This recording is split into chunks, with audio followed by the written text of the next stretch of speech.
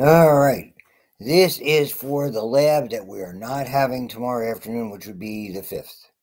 So this is urinary. My plan is we'll probably finish up, briefly go over male and female repro. There's not a lot to it. And do the mammalian dissection. I'll give you a heads up on what's going on the following week, which will be the 19th, which is our last week together. And that'll be the final, and we'll figure out how that's all going to take place. We always get done with the final in lab, as you should probably know by now, the week before, whatever the activity is, and we'll figure it out.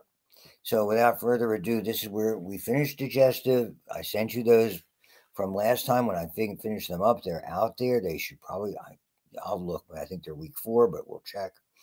And if not, we'll definitely find them for you. And on that note, let me begin. So here's the PowerPoint that we're working with. This is 24A. There's a very little bit in B. B is mostly physiology. B is very, heck, you could do B now, just about. And but B, and I can send it to you anytime, is just the ureters, bladder, and urethra. The interesting thing about that, they're really not functional in the classic sense. Doesn't mean there can't be problems. The ureters are merely passageways from the kidney. And basically this is, the urine has already been processed. Nothing really happens in there assuming things work normally, other than potentially problems. So what do we have? We have the ureters are the exit points. The bladder collects, and we call it the urinary tract. And you'll hear about urinary tract infections a lot, depending on where you're going. And we're going to go over the micro for those who have me for micro.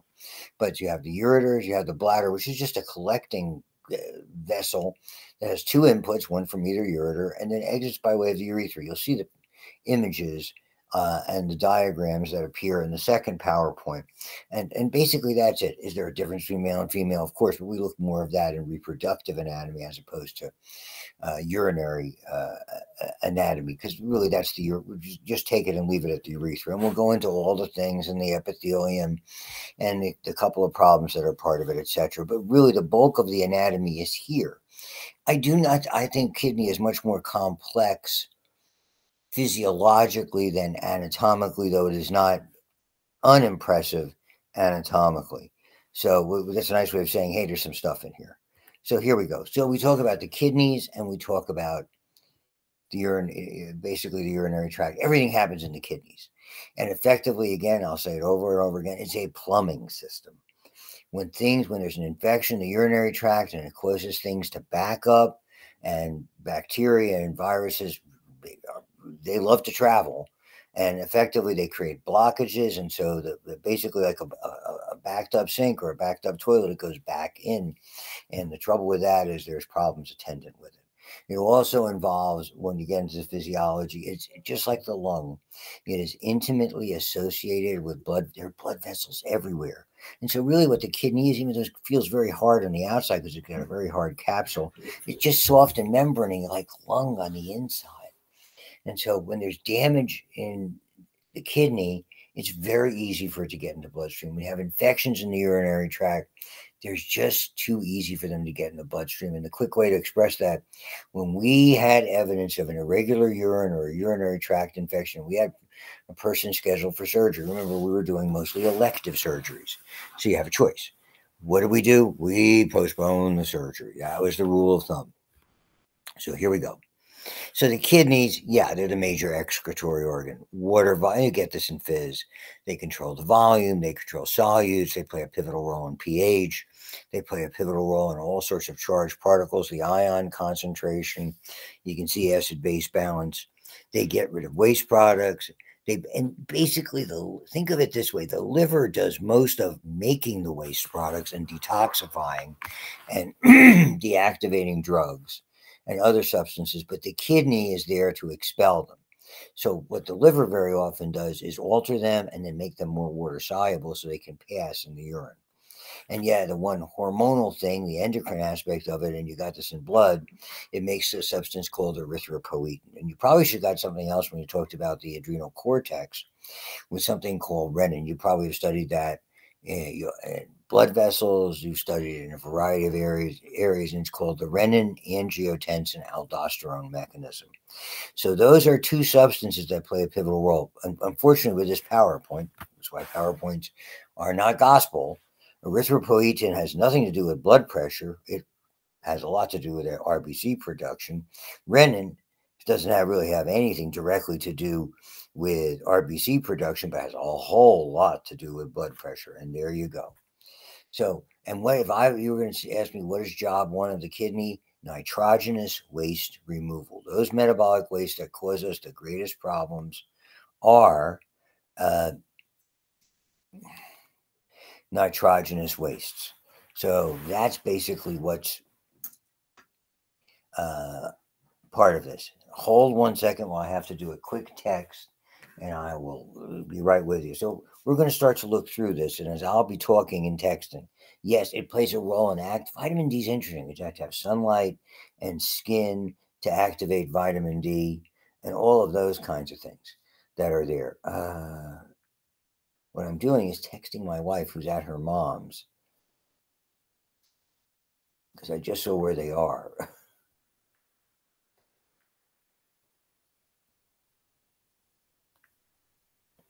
Very good. Yeah, just to preface that, my wife, despite having wonderfully this weekend, where we didn't have to stay there, other people were taking care of Grandma. We got to spend a couple of days and actually got stuff accomplished in the house. It's remarkable. Nevertheless, so the kidneys are the major functional area of the urinary system. The ureters, urinary bladder, and urethra, basically they're transport and storage of the processed urine. Simple as that.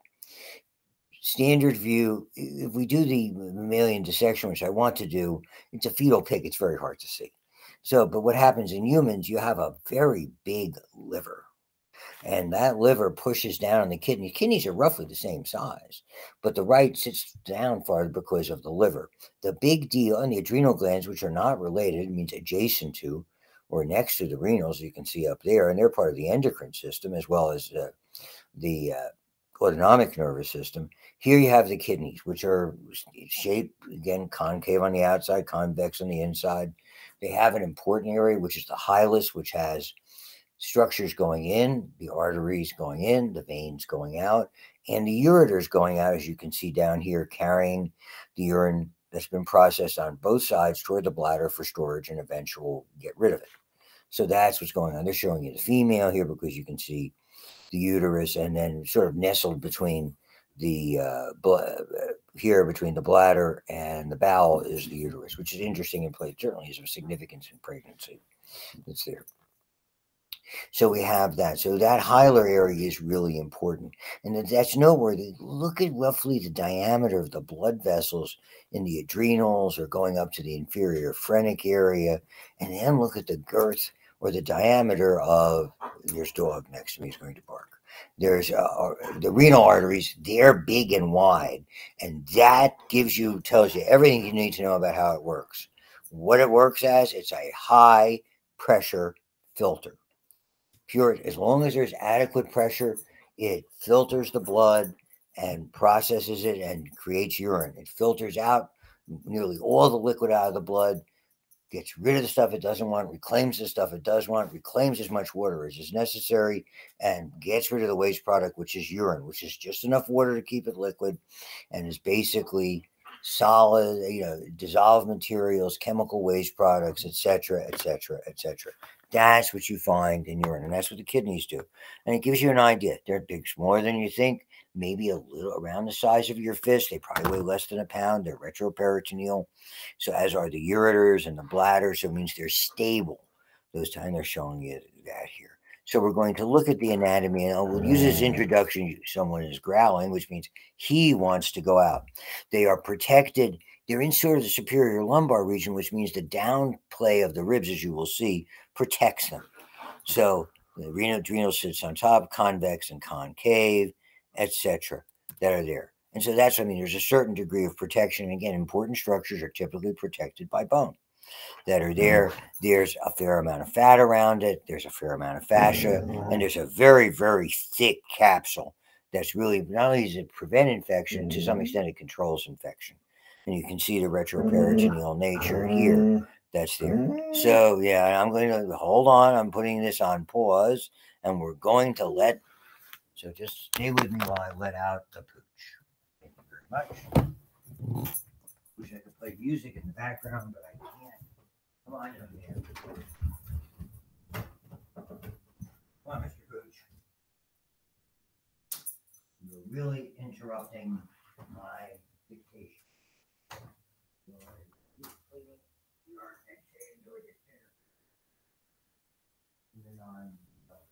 Go ahead, bark at the dogs. Right. And we're back. So sorry for the few, and people are going to probably have another one of these when I let in the pooch. Why, it's hard to do this at home. So protecting, that protects. Lower kidneys can get hurt. There's a lot of things, and contact sports certainly do it. The artery's vulnerable, and that's what we look for when we have trauma in that area. Auto accident, bad injury, big fight, whatever you want to do, big sporting event. They get blood in the urine. If you can see blood in the urine or discoloration, then you got to stop and think what's going on with the kidney. Okay, because then it could have lacerated the kidney, and you're going to get a lot of internal bleeding, and that could be life-threatening. So we have, like we do in a lot of organs, a cortex and a medulla. They're totally different looking when you look at the inside anatomically. So you have the cortex, the medulla, and then this kind of, those are the two areas. And if you click down here, they have something called the renal pelvis. That's about collection. So let's look at the cortex first. The cortex is the exterior portion of it, as you will see when we get the actual picture and the illustration, which is very valuable. And what it will show is just granular. There's not a lot of specific anatomy about it. It just looks sort of uniform. When you get deeper and there's a distinct boundary between the two, you can see the transition right away. You have the medullary area, which is, when I say deep, is going more centrally or toward the hilus, and you're going to see conical structures called pyramids, whose bases are pointing away from the midline and whose apices, the apexes of the pyramids, are pointing toward, more or less, toward the hilar area or toward the midline. So you'll be able to see that. They have a name for the tip. It's called the papilla or papillary area. There's tissue in between roughly 7 pyramids in each kidney, ballpark. Could be some variation. They're called renal columns. That's the way blood vessels get in and out. And I'll show you the blood flow, which is interesting. So each one of these areas, a pyramid, and the tissue that sits sort of on top of it in the cortex is referred to as a lobe. And you can see they're giving you 8. I've seen ones with 7 and 8, just depends. And so effectively, those are the two areas. The last area is a series of funnels. Dripping out of the tips of those pyramids is urine. It's collected by a small funnel. It's called a minor calyx. So collectively we call them minor calyces. The stems of those funnels lead into another collecting area, a larger funnel that services 2 or 3 of these minor calyces, or 2 or 3 of these pyramids, called a major calyx, or plural major calyces. Collectively, those, and there's typically 2 or 3 of those in the kidney, typically 3, they all flow into yet another bigger funnel. Think of it as like an open, one side open funnel. If you want to think of it that way, actually, it's really more like a funnel than anything else, called the renal pelvis. And so it goes, and you should know the flow from the pyramids to the minor to the major to the renal pelvis, and the stems of those renal pelvis funnels. When we just call those funnels renal pelvis, the stems of those are the ureters. And it's as simple as that. So once you get into those collecting structures, calyces and pelvis and ureters, we're out of function. Their function is mainly as a conveyance. It's not doing anything, processing urine, concentrating it, tinkering with it, etc. So here's the look-see. So here you can see a real kidney. You can see, I mean, they're not as distinctive, and you can see the minor calyces and a major, and here's the renal pelvis, and here's the stem, vessels coming in. Here's a good look. So you count them, you got 7 in this particular picture. Like I said, it varies. Each of one of these tips or papilla That's a minor calyx. They lead into a major calyx, and a major calyx here, a major calyx here. They all come, and this would be the pelvis area, and out, voila, the stem is the ureter. All these blood vessels, the arteries coming in and the veins going out, they go through the columns, and what they do is they arch. You'll see the name a lot. You'll see it in reproductive. It's called arcuate or arching arteries. And then you have arteries that kind of point off of these literally hundreds of thousands of tiny arterioles pointing off of these that are called radiating arteries, and they lead into the functional unit of the kidney, which is technically the formal name is the nephron, but the part that you're going to see up here is called the glomerulus, and it's really, really important. When it's infected, like I said, infectant spreads easily. Okay, when it's in the entire kidney, there's a lot of things. Typically, we see it probably more common in women than in men, but you can have big problems. It's interesting.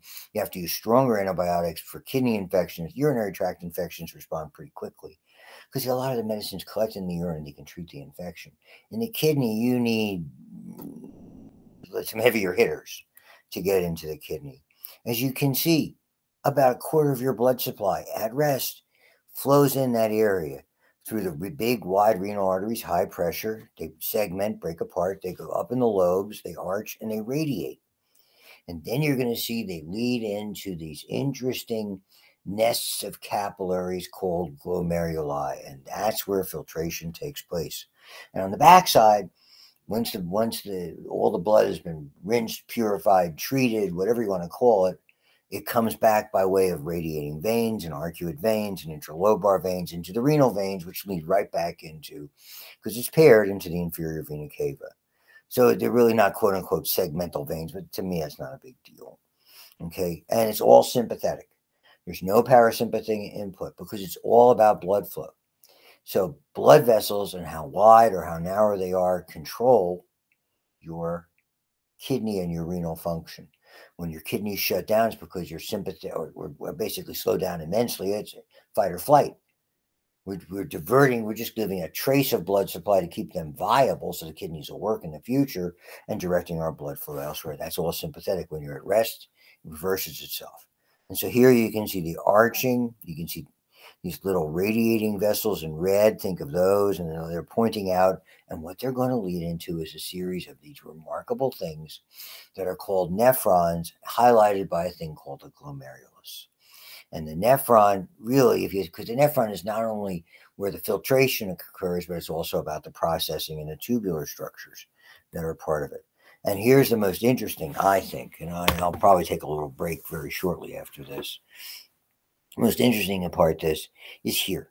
It's rare, and I can't think of any other area in the body off the top of my head, and I should know it pretty well from teaching this stuff to you. The only area where you have arterial blood into arterial blood by way of a capillary. When blood enters arterioles enter a capillary, what happens? Oxygen, carbon dioxide exchange, waste products and nutrients exchange. Voila, you end up with venous blood. Not here. You have an artery going in, arterial going in, and arteriolar blood coming out. And then what this capillary does, that is filters. How does it filter it? Pressure. That high pressure artery, what it's able to do is create the force of filtration. It's like you take filter paper and you're making drip coffee in the morning. You put the coffee in the filter, okay, all well and good, and you pour water on top of it. And what's going to happen as the force of the water flows down through the coffee, it extracts what you and I call coffee and dissolves it in the water. So with the only power we're supplying that is probably to heat up the water and allow generate the water dripping through. But the reality is, it's not expending any energy here. So that's why we have arterial blood to arterial blood. The power comes from the force of filtration, and that force of filtration does not sap any of the oxygen. So you get oxygenated blood to oxygenated blood. The next step of that what happens to that filtrate is in a system you're going to look at called the tubular system. We see water reclaimed, we have electrolytes get pulled out, we have waste products put in. We finalize this creation called urine. This blood coming out of the efferent arteriole is quite thick, but what happens is it's still got a lot of energy ability, and it can power two areas that surround this elaborate tubular system to effectively process what is called filtrate. Literally 99% of of the liquid in your blood is made into filtrate. All what the filtrate is, all the water in your blood, other than enough so that blood will flow into these arterioles, proteins, and formed elements like white cells, red cells, and platelets. That's what's left in efferent arterioles. They're thick, okay? The pressure has gone down significantly, but there's still a sufficient amount of potential energy in it to feed these two capillary beds. One's called the vasa recta, which is about concentrating the urine. One's called the peritubular capillaries, which has a lot to do with absorbing and secreting, absorbing stuff we need to claim back and secreting stuff we don't have to have. And that's how the kidneys work. So by the time it gets through those capillary beds, now we have venous blood and it's going back to the inferior vena cava, except that blood has been effectively cleansed. You and I every day make an average, depending on how active we are or inactive we are, between 160 and 180 liters, 40 to 45 gallons of filtrate are created. We reclaim 99% of it.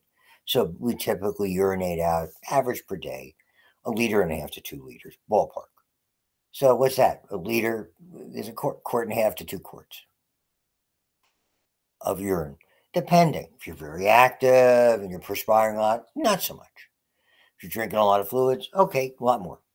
And there's and medications impacted, et cetera, et cetera. So from our purposes, both the structural and functional unit, and there's about 1 million of these in each kidney. And that's the beauty of the redundancy of the kidney, the good and the bad. The good news is you can donate a kidney, and if you have a quarter of one of those kidneys still functioning, you're fine. You'll be able to take care of everything you need. If you go under that, this is the bad part, all of a sudden your kidneys fail. So as long as you have 25%, effectively 12.5% kidney function, effectively your kidneys work just fine. But if they go to 12%, now you're in kidney failure. So you have a lot of built-in redundancy and duplicate parts. That's the good news. The bad news is when it fails, it's not coming back, mostly, unless it's something that's reversible. If you're very sick and your kidneys shut down from an infection or from shock or from a loss of fluid, you can try to get things started up again. And most time, if the treatment is prompt and appropriate, it will do so. So what you're going to see here next is this alignment of the nephron. It starts with something called a corpuscle. That's the glomerulus, a tuft, a cluster of specialized capillaries that are fenestrated. What does that mean? They got little holes. Plus, all the capillaries have holes and they have cells around them that can open and close little slits. So it can, the little holes act like filters in coffee filter paper. The slits allow even additional particles to come through. They're very porous, it's very efficient, and the filtrate is effectively the plasma that eventually is going to form the urine without proteins, which are too big to get through, and cells and formed elements, which are too big to get through. If they get through, there's a problem. It's like it spritzes out as the blood rushes through this nest of capillaries. It spritzes out of those capillaries because they have holes in them and little slits surrounding them, and they go into yet another kind of a funnel. It's called Bowman's capsule. It's like a funnel that surrounds this tuft of capillaries, and there's a certain amount of pressure head from the blood coming in, that force that allows it to come out, and there's even a little pressure creating almost like a suction pressure pulling it out. And so what you're going to see is it's like a funnel, except this is one of those kind of strange funnels, like one of those interesting straws you get. It's all got all those interesting twists and turns. What happens, this funnel leads into something called convoluted tubules, which are a way of creating a lot of surface area and a way of creating a lot of ability to absorb and secrete materials. Yeah, all the capsule in that area is simple squamous. It's designed for filtration. Yes, there's some additional cells, these podocytes with foot processes, they control the filtration slits. And you'll see a lot of that here. There's the podocyte, there are the slits, there's little holes in the capillaries that are there. And this all leads into a series of tubules. It starts with tubules with a lot of twists and turns. They're called convoluted tubules. So you start with proximal convoluted tubules. They lead into a loop area, which is more about reclaiming water. And then they go eventually into the distal convoluted tubule, which is sort of finalizing the urine and again, dealing with water and reclaiming it. So, and most of the action, which you'll learn in physiology, takes place in the proximal convoluted tubule. The loops are really more significant, the long loops that create the pyramids, than the shorter loops that are in the cortex. And the distal convoluted tubule is, even though it's farthest away, probably plays more of a role in finalizing, secreting, reclaiming some stuff. Maybe some additional water gets pulled in. And eventually, these convoluted tubules, multiple ones lead into, so there's multiple entry points, as you will see from the diagram, into something called the collecting duct. And so these long loops that you're going to see in the collecting ducts, they make up sort of the ridges that make these pyramids so intriguing to look at. Most of the secretion, I beg your pardon, most of the reabsorption and a fair amount of secretions happens in the proximal convoluted tubule. More of the water and some electrolytes movement is in the nephron loop. And the vast majority of, not vast, of finalization. So it's mostly secretion, maybe a little bit of reabsorption. The reabsorption is mostly to balance out the water by reabsorbing sodium. And then you see the collecting ducts. So the proximal convoluted tubules anatomically are more designed for processing. They have lots of microvilli. It's all about surface areas. They're cuboidal. Cuboidal cells have, and you'll see the illustration, have more mitochondria, lots of surface area. So they resorb and secrete. You can see those busy cells with lots of mitochondria. The loop, and you'll still hear it referred to as loop of Henle, that's typically reserved for the longer loop that you're going to learn are called juxtamedullary loops. It has a thin limb going down and makes a hairpin turn, and a thicker limb going up. The thin limb, permeable to water, the thicker limb, not. Okay, and you'll get into that more in physiology. And the distal convoluted tubule, not as busy. Less mitochondria, less microvilli, probably do more secretion. The reabsorption is really what requires the processing. And so the cortices, the proximal and distal convoluted tubules, are in the cortex, where the loops of what are called the cortical nephrons are in the cortex, but the ones that are called juxta, which means next to medullary nephrons, those are the long loops that are within the pyramids that give them that unique appearance. And so here's a glomerulus. This is the capsule, that clear zone, cells surrounding the border of the capsule. These are all the loops, and you have a lot of simple cuboidal cells. So it's pretty distinctive microscopically. And they have different kinds of cells that are there, and we're not going to get into that. In the collecting ducts, which you have multiple inputs, as you'll see from the illustration, and they go, and collecting ducts and these long loops are make up the pyramids and give them that striped appearance. And eventually they all come together into the minor calyces.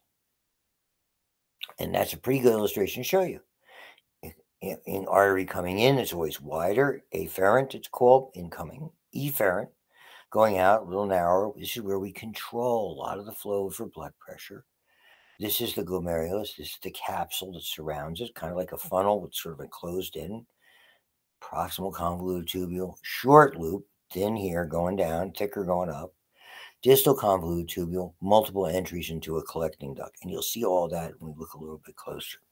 The two types of nephrons, 85% of them are processing electrolytes and chemicals and waste products, etc. 85%, they're almost all in the cortex. But the juxtamedullary ones, although they're fewer, they're all about urine concentration. You'll learn a bit about that.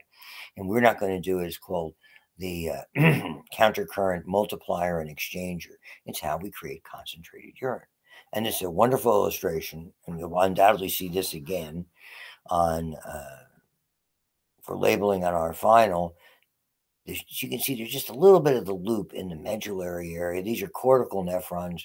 The bluish stuff that's there, those are the specialized capillaries because they're around the tubular system. They're called peritubular capillaries. And so they're busy absorbing and secreting electrolytes and chemicals and waste products.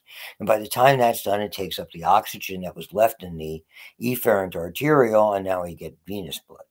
Where here, this is juxtamedullary, it's got a real long loop, okay, nephron loop, and that embraces and surrounds these very, very long loops of Henle, okay, and the vasa recta are sort of draped over them, and the thin areas where we reclaim most of the water, and the thick areas when we bring back most of the solutes. The bigger part where we exchange solutes to maintain the gradient, because there's a specialized thing called a gradient here. It's a concentration gradient, and what that does wonderfully is it allows us to concentrate urine. You can see draped around the proximal and distal convoluted tubules, we don't see a ton of capillaries or blood vessels because they're all busy down here. So this is more about urine concentration. This is more about reclaiming and getting rid of stuff. And that's a pretty good summary about it. Again, the vasa recta are the name for those specialized blood vessels. And so let's stop it there for now. I think it's pretty good. And I'll come back and do some more later and appreciate your time. And so we'll call this renal anatomy part 1, and we'll do renal anatomy part 2 and be done with it. Won't take very long. Thanks.